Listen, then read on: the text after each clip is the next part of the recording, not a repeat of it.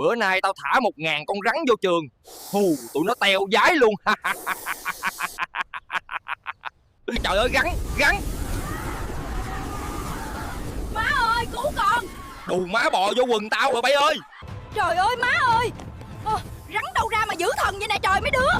Mau mau kêu Cáp Bi với Hương về đây xử lý đi. Trời ơi, lại thằng Tuấn Trọc nó phá làng phá xóm.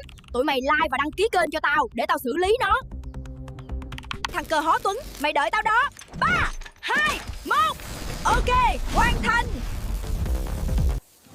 Đây là máy làm thịt rắn khổng lồ của bà Hương Vlog đây. Hút hết cho chị nha cưng ơi.